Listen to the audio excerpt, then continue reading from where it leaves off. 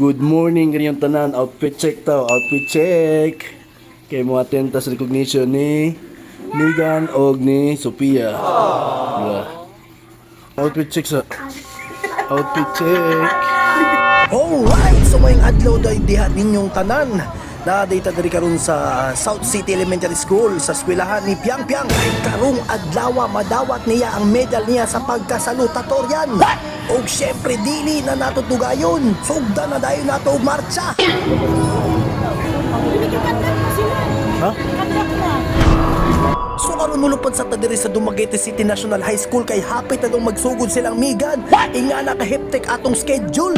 Baling binulong na ako, naaram na siya diri sa atubangan. Bali sa mga wala kabalo honor po day nas Migan og makadawat po siya og medal.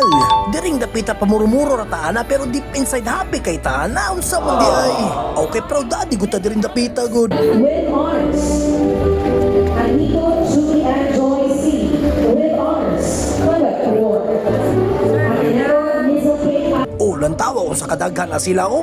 Oh, tawa. Pagkadaghan na gunos mga with honors diri si Tihay oh. So after na tumatauran ng medal si Megan, syempre mukanaog na punta sa stage. O diri oh, galako na mi diring dapita. With red carpet pa pagkalami ah.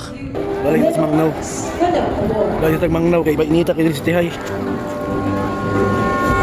Og sa diyang pagbalik na ako pamakyato raman noon si Piang Piang noon.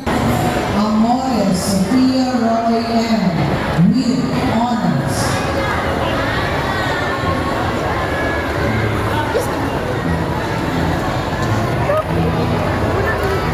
So after matauran si Piang Piang og medal diri ra day takutob ani nga video. Ulat-ulat lang ta sa graduation day kay ato po nang i-vlog. So don't forget to like, comment ug share ani nga video. Daghang salamat kaninyong tanan.